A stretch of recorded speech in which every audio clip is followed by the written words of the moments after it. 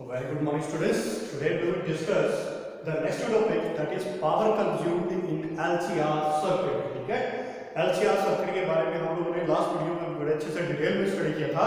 Now today we will come on the topic of the power consumed in the LCR. LCR में जो power जो consume होती है by the load, किसके द्वारा, लोड के द्वारा जो पावर कंज्यूम हो रही है वो कितनी हो रही है उसके बारे में हम एक्सप्रेशन कैलकुलेट करेंगे. ठीक है, कि एवरेज पावर जो वो कितनी होगी इसके अंदर जो कंज्यूम्ड हो रही होगी. ठीक है, जैसा कि आप लोगों ने देखा कि आपकी जो लोड रेजिस्टेंस के थ्रू आप जब एसी के अल्टरनेट को भेज रहे थे तो उसमें करंट और वोल्टेज जो थी वो सेम रेस में आ रही थी. ठीक है, उसी तरह से जब हम अल्टरनेटिंग वोल्टेज को किसके में भेज रहे थे, इंडक्टर में भेज रहे थे, तो इंडक्टर में वोल्टेज से लीड कर रही थी जबकि करंट जो वो पीछे ले जा रहा था.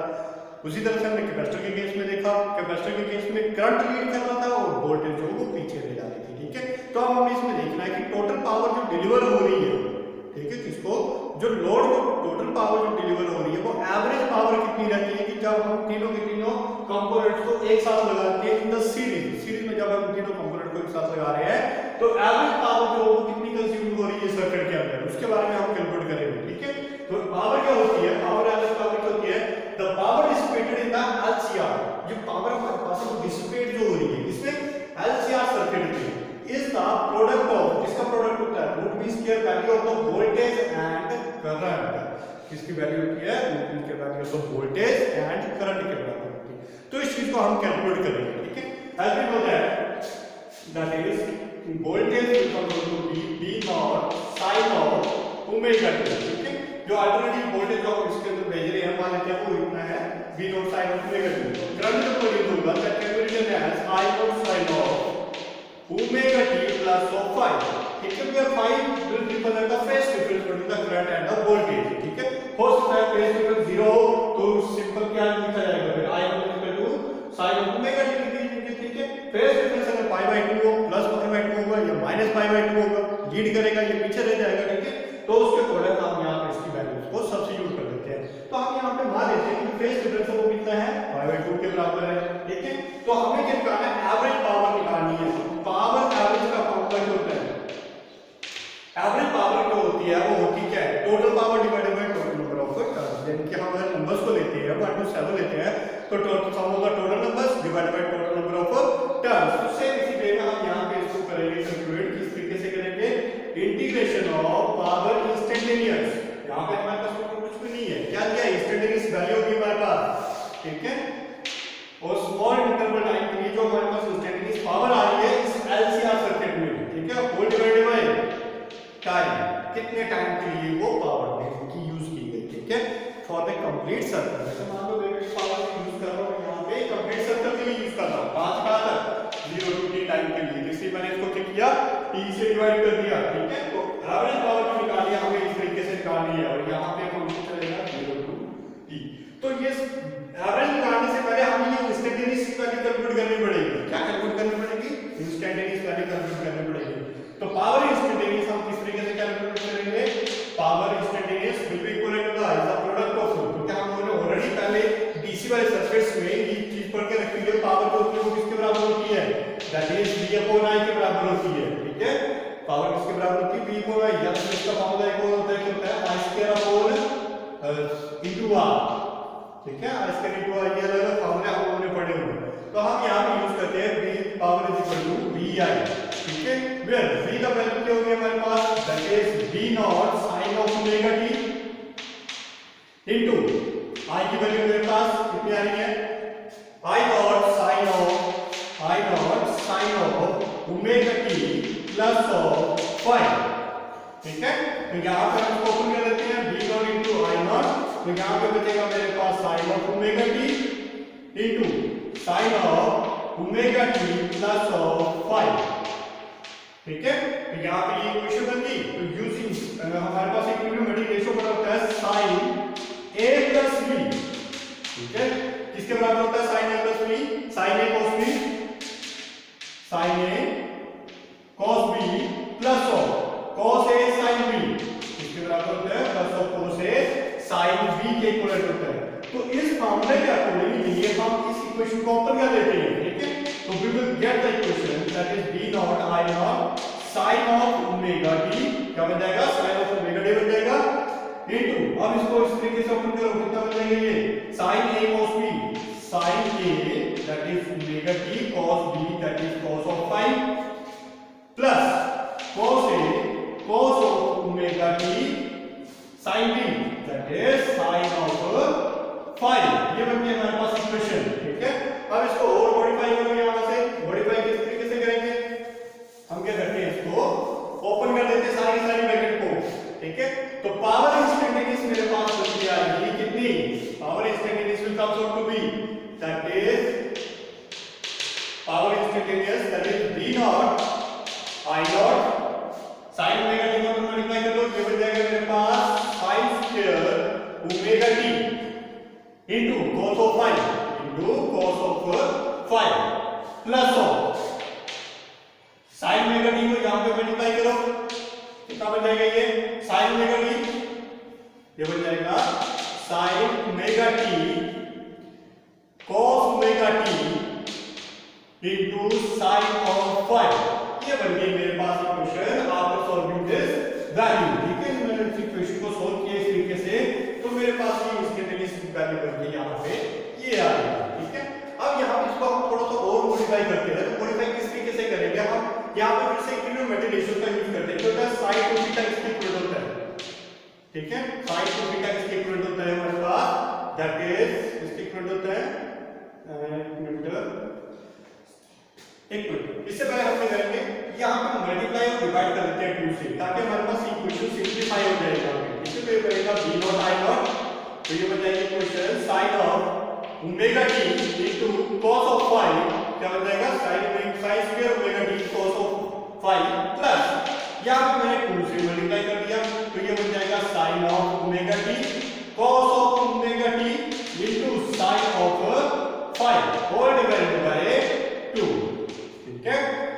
अब देखो यहां से आपने ट्रिग्नोमेट्रिक रेशियो पढ़ी होगी, sin ऑफ 2 थीटा इसके इक्विवेलेंट होता है 2 sin थीटा cos थीटा के इक्विवेलेंट होता है, ठीक है। तो यहां पे देखो sin 2 omega t sin 2 sin theta cos theta इसके बराबर हो जाएगी ये, तो इसको मैं सिंपल ऐसे लिख दूं b नॉट i नॉट, क्या लिखा इसको मैंने b nought i not into sin square omega t cos of phi बन जाएगा यहां पे प्लस ऑफ, और ये वैल्यू किसके बराबर हो जाएगी sin 2 थीटा के बराबर, तो थीटा कितना है ओमेगा t, तो ये हो जाएगा 2 omega t into sin of phi whole divided by 2 बन जाएगा यहां पे, ठीक है। तो इस तरीके से हम लोगों ने यहां पर इसको मॉडिफाई कर दिया।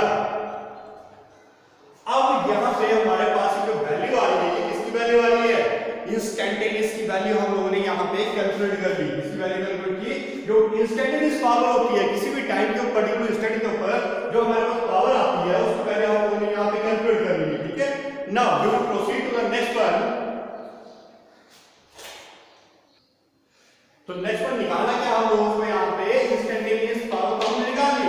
अब हमने एवरेज निकालनी है, तो एवरेज के लिए मेरे पास क्या फॉर्मूला था, पी एवरेज, सिंपल से लिख लेते हैं, पी एवरेज किसके बराबर लिखा मैंने 0 to t p instantaneous into dt upon capital T, ठीक है। तो ये जितनी भी वैल्यू मैंने यहां पे लिखी हुई है, अब इस सारी वैल्यूज को हम कहां पे सब्स्टिट्यूट कर देंगे, इस फार्मूले में सब्स्टिट्यूट कर देते हैं, ठीक है।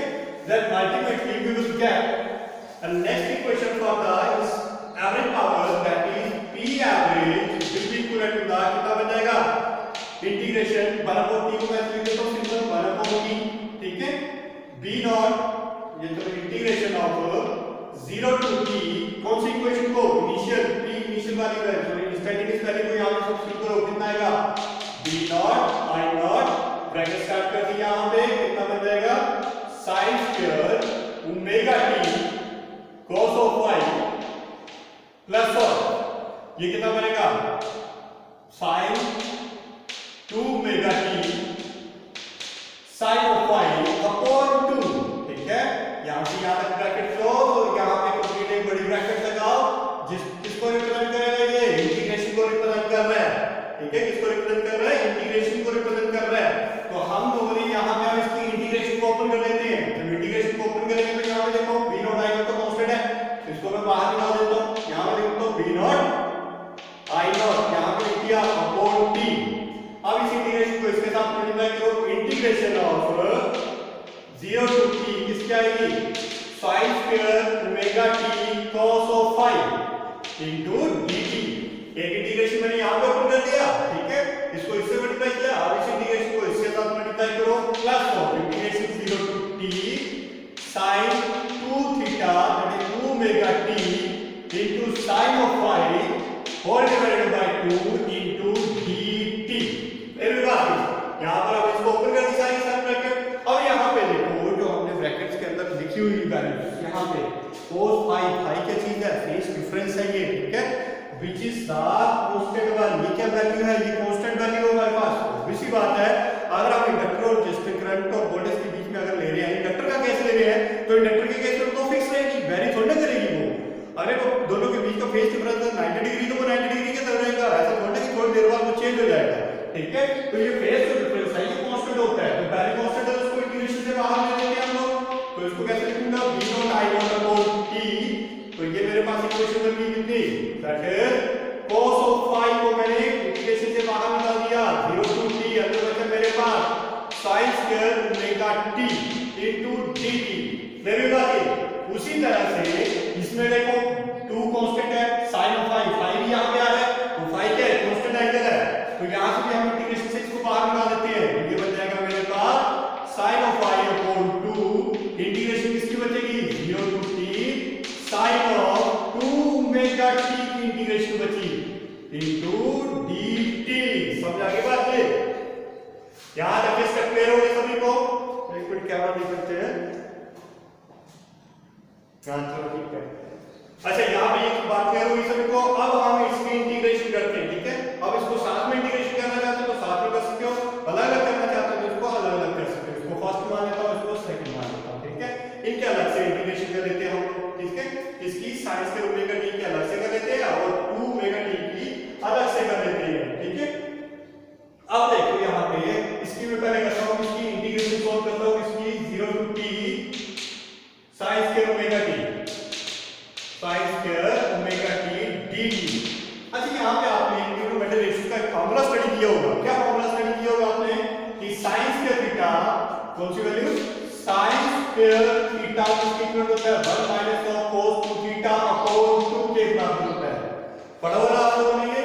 तो इस फार्मूले के अकॉर्डिंग से इसको ऊपर करके यहां पे लिखते हैं, तो क्या बन जाएगा इंटीग्रेशन ऑफ, यहां पे लिखते हैं इंटीग्रेशन ऑफ 0 to t कितना बनेगा ये 1 minus of cos of 2 omega t whole divided by 2। फिर भी बात नहीं सभी को, ठीक है।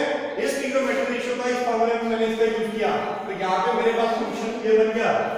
अब देखो इसको ओपन करते हैं फिर से, तो इंटीग्रेशन साथ में यहां पे dt आएगा, ठीक है। इंटीग्रेशन 0 to t इसको ओपन कर दो, 1/2 कांस्टेंट बाहर निकाल दो, तो यहां पे क्या बचेगा 1 into dt बचेगा माइनस ऑफ, ठीक है, minus of integration 0 to t cos of 2 omega t। Clear है, तो ये बन जाएगा मेरे पास into dt। अब यहां पे देखो जब इंटीग्रेशन ऑफ dt किसके इक्वल होता है, इंटीग्रेशन ऑफ dx हमने पढ़ा ऑलरेडी प्रीवियस क्लासेस में, integration of dt becomes out to be t, ठीक है। लोअर लिमिट इज 0 और limit is capital T minus of integration of cos of theta over A complete circle, over A complete circle. देखो यहां पे अगर यहां 0 से चल रहा हूं मैं तो यहां तक जाऊंगा कितने 2 पाई तक, तो यहां से लेके यहां तक जो एवरेज पावर आएगी वही पावर तो यहां से लेके यहां तक भी तो जाके वही आएगी। अगर ये -2 +2 आ रही है तो ये -2 आ रही है, तो ओवर ए कंप्लीट साइकिल इसकी इंटीग्रेशन किसके इक्वल हो जाती है 0 के इक्वल हो जाएगी ये, ठीक है। किसके इक्वल हो जाएगी ये 0 के इक्वल हो जाएगी।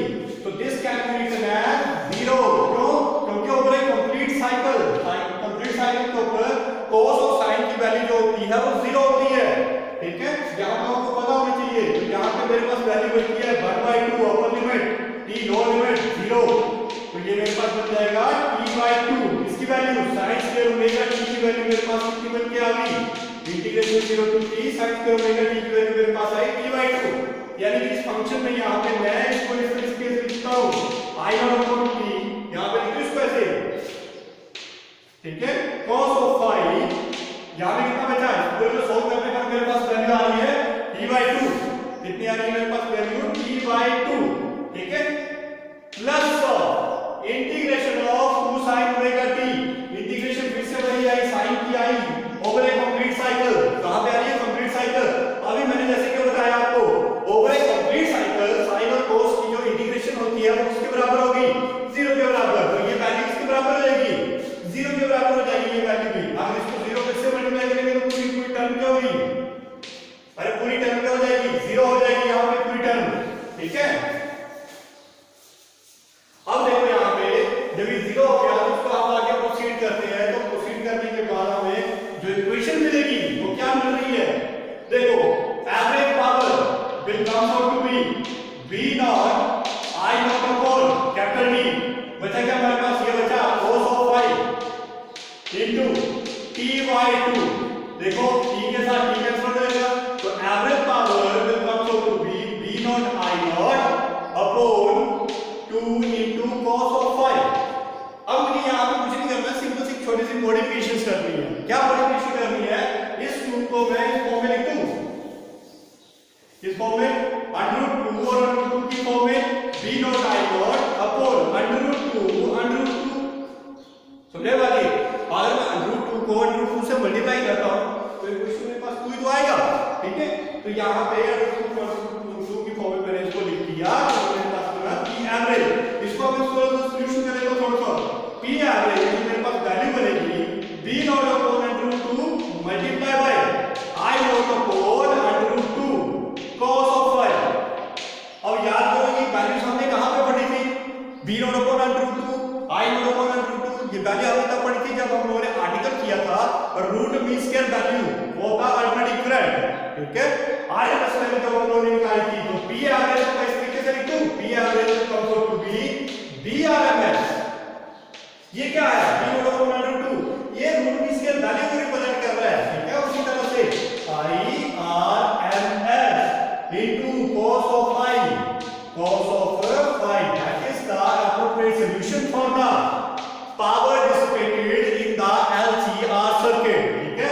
इसकी सॉल्यूशन आ गया हमारे पास power dissipated in the LCR circuit। जब LCR circuit में कितनी पावर जो है डिसिपेट हो रही है तो किसके ऊपर डिपेंड कर रहा है? वो voltage, root mean square voltage, root mean square current के ऊपर डिपेंड कर रहा है। साथ-साथ में इस difference between the current and voltage, साथ-साथ में किसके ऊपर डिपेंड करेगा? वोल्टेज और करंट के बीच का फेज डिफरेंस कितना है, वो फेज डिफरेंस ही डिसाइड करेगा कि पावर कितनी कंज्यूम होगी इस सर्किट में। क्लियर हुई बात ये?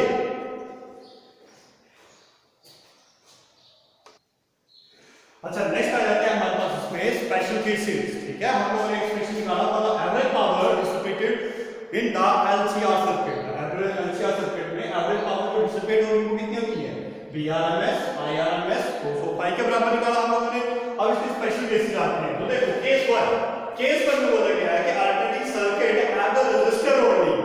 अगर मान लेते हैं तो हम LCR की पावर डिसिपेट निकाली थी ये पूरी की पूरी, और मान लो तो सर्किट में सिंपल आपका रजिस्टर होता है, कैपेसिटर नहीं होता है ना, तो इंडक्टर लेते हैं। तो अगर सिंपल रजिस्टर होता है तो आप बताओ कि पावर डिसिपेट कितनी होगी?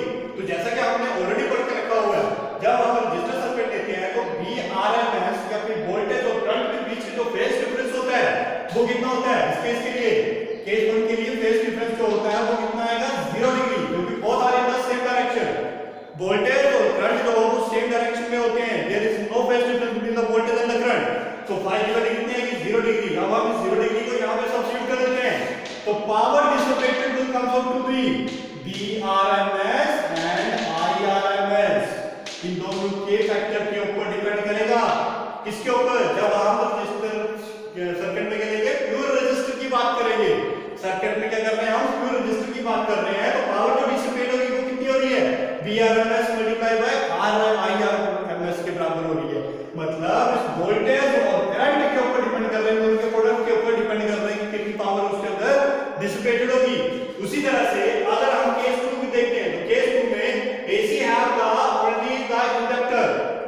अगर मान लो अब रजिस्टर ना हो करके उसकी जगह मैं उसको रिप्लेस कर देता हूं, किससे? इंडक्टर से रिप्लेस कर देता हूं। तो मुझे बताओ उसमें कितनी पावर जो वो डिसिपेट होगी? तो यहां पे हम क्या करेंगे? इंडक्टर के केस में हम लोगों को पता है कि करंट जो वो पीछे रह जाता है जबकि वोल्टेज जो आगे लीड करती है बाय द एंगल ऑफ कितने एंगल से? π/2 एंगल से, ठीक है। तो दोनों के बीच का जो फेज डिफरेंस होता है सेकंड केस के लिए दैट इज फिर pi by 2 represent the 90 degree, यानी कि जब हम इसकी वैल्यू को इसमें डालते हैं पावर, तो average power of a complete circle will comes out to be 0 for an inductor. किसके बराबर होती है? इंडक्टर के केस में, ठीक है। इंडक्टर के केस में जो एवरेज पावर जो डिसिपेट हो रही है वो किसके इक्विवेलेंट हो जाएगी? 0 के बराबर। क्या ऐसा क्यों हो रहा है? क्योंकि रेजिस्टर के केस में द पावर लिटिल बिट आपकी एनर्जी जो है वो किस फॉर्म में डिसिपेट होती है? द फॉर्म होता है हीट, क्योंकि कंडक्टर जो गर्म होता है हीट अप हो जाता है, ठीक है, हीट की फॉर्म में वो बाहर डिसिपेट हो रहा है। लेकिन इंडक्टर के केस में ऐसा नहीं होता है, average power dissipated will comes out to be 0। उसी तरह से अगर हम थर्ड केस से कंसीडर करते हैं, तो थर्ड केस में बोला गया है कि कैपेसिटर लगाते हैं, तो कैपेसिटर का रिलेशन हम लोगों को पता है कि वोल्टेज जो चले जाती है, जबकि करंट जो वो लीड करता है, कितने एंगल से लीड कर रहा है? पाई बाय 2 एंगल से लीड कर रहा है। तो जब हम इसकी वैल्यू को यहां पे डालते हैं, तो average power for the capacitor will comes out to be again 0, ठीक है। तो यहां पे ये average power for the different circuit, जब हमने सिंपल सर्किट में रजिस्टर लगाया है